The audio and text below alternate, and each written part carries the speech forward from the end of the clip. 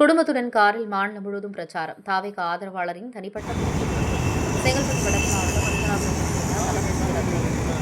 தனது குடும்பத்துடன் காரில் தமிழக கட்சிக்கு ஆதரவாக தேர்தல் பிரச்சாரம் மேற்கொண்டு இந்த தேர்தல் பிரச்சார வாகனத்தை பல்லாவரத்தில் கட்சி செயலாளர் சிஆர் குமார் கொடியசைத்து தொடங்கி வைத்து வாழ்த்து தெரிவித்தார். நிகழ்ச்சியில் செங்கல்பட்டு வடக்கு மாவட்ட செயலாளர் மின்னல்குமார் தலைமையில் கட்சி நிர்வாகிகள் கலந்து கொண்டனர். பின்னர் செய்தியாளர்கள் பேசிய சிஆர் குமார் சில வாரங்களில் தேர்தல் அறிவிக்க முடியாமல் தமிழகம் முழுவதும் கட்சி நிர்வாகிகள் கிராமந்தோறும் சென்று தீவிர பிரச்சாரம் செய்து வருவதாக கட்சி தலைவர் மீது அனைத்து தரப்பு மக்களும் பெரும் ஆதரவு இருப்பதாக கூறினார். பெரிய பணம் அரசியல் செய்யாமல் மக்களுக்கான புதிய அரசியலை உருவாக்கும் கட்சியின் நோக்கமும் ஊழல் இல்லாத ஆட்சியை வழங்கும் என்ற குழுக்காட்டுகள் கட்சி செயல்பட்டு வருவதாக கூறினார்.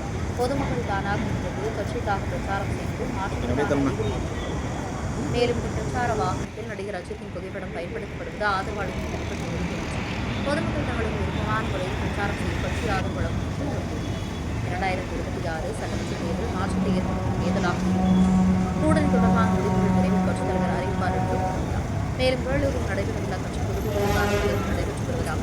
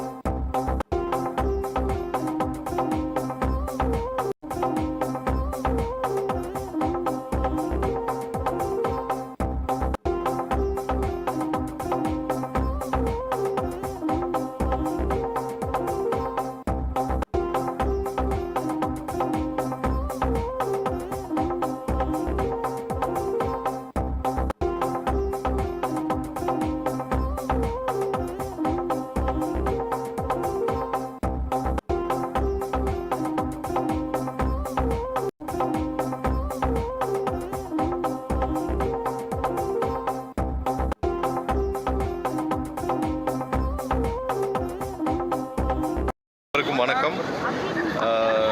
இப்போ தேர்தல் இன்னும் சில வாரங்களில் தேர்தலுக்கான அறிவிப்புகள் வர இருக்கும் நிலையில் தமிழகம் முழுவதும் எங்களுடைய நிர்வாகிகள் ஒவ்வொரு பட்டி தொட்டி எங்கும் பூத்து வரைக்கும் அனைத்து கிராமங்கள் தோறும் பிரச்சாரத்தை செய்து வருகின்றனர்.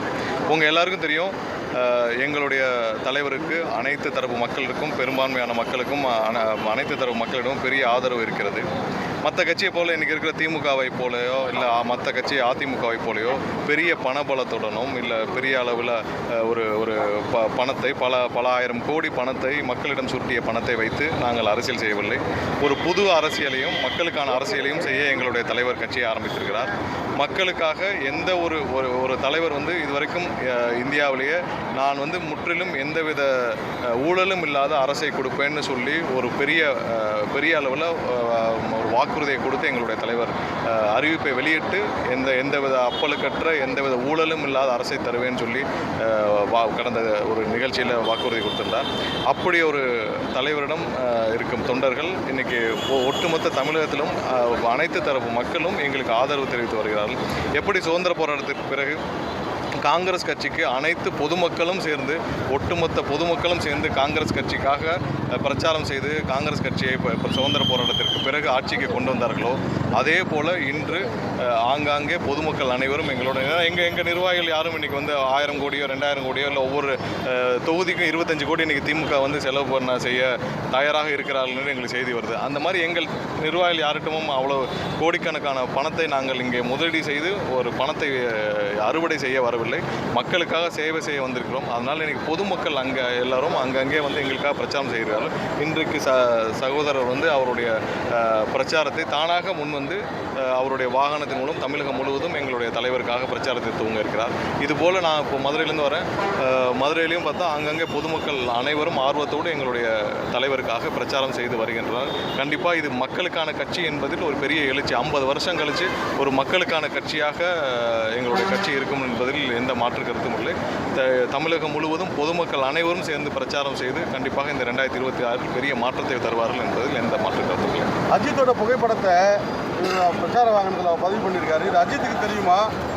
இல்லை, அது சகோதரர் வந்து அவர் வந்து அந்த பிரச்சாரத்தை அவர் வந்து சேர்ந்து, அதாவது அவர் வந்து தல ரசிகர் மன்றத்தை சார்ந்தவர், அவர் சேர்ந்து துவக்கணும்னு நினச்சார். கடந்த 3 வாரங்களாக எங்கள்கிட்ட தொடர்பு கொண்டு இதை பண்ணணும்னு நினச்சார். ஸோ அவர்கிட்டையும் அதை என்ன கான்செப்ட் என்னன்னு கேட்டோம். அவருடைய குடும்பத்தினருடன் அவருடைய மனைவியுடன் சேர்ந்து இந்த பிரச்சாரத்தை துவக்கணும்னு நினைக்கிறார். அது அவருடைய தனிப்பட்ட விருப்பம். கண்டிப்பாக இதே மாதிரி எல்லா இடத்துலையும் ஆங்காங்கே பொதுமக்கள் அவங்க விரும்புகிற மாதிரி இதை செய்து வராங்க.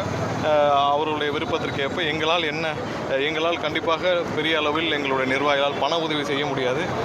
ஆனால் அவர்களுக்கான ஆதரவை கண்டிப்பாக நாங்கள் அதிமுக, பாமக உள்ளிட்ட திமுக உள்ளிட்ட கூட்டங்களில் விசில் அடிக்கப்படுறதுனால அவங்க எரிச்சல் அடைகிறாங்க. அதை எப்படி பார்க்குறீங்க நீங்கள்?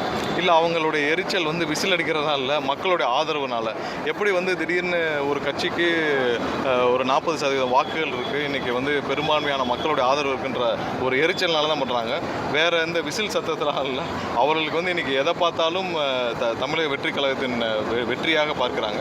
அதனால் இது மக்களுக்கான தேர்தல். இது ரொம்ப வித்தியாசமான தேர்தலாக இருக்கும். இப்போ எப்படி வந்து தானாக அவங்க பிரச்சாரம் செய்கிறாங்களோ அதே மாதிரி நீங்கள் தேர்தல் அன்னைக்கு பார்ப்பீங்க, காலையில் 5 மணிலேருந்து ஒவ்வொரு வாக்குச்சாவடியிலையும் பெருவாரியான மக்கள் வந்து பொதுமக்கள் வந்து எங்களுக்காக வரிசையில் நிற்பார்கள். இது ஒரு வித்தியாசமான தேர்தலாக இருக்கும். ஓகே சார், இப்போ வேற கட்சிகள் ஏதாவது நம்ம கட்சி கூட கூட்டணி பேச்சுவார்த்தையில் இருக்கா? ஏற்கனவே பல வருடமாக கூட்டணியில் இருக்க கட்சிகளுக்குள்ள பிளவு ஏற்பட்டுக்கிட்டு இருக்கு. நம்ம கட்சியில் யாராவது கூட்டணி குறித்து பேசுகிறாங்களா? இல்லை, கூட்டணிக்கு இன்னும் உங்களுக்கு தெரியும், தேர்தல் நோட்டிஃபிகேஷன் வந்த பிறகுமோ அதுக்கப்புறம் நாமினேஷன் நடந்துட்டு இருக்கப்போ கூட கூட்டணிகள் உறுதியாகிருக்கு. இன்னும் அதுக்கான நாட்கள் இருக்குது. ஏன்னா இறுதி நாட்களில் தான் பல விஷயங்கள் மாறும்.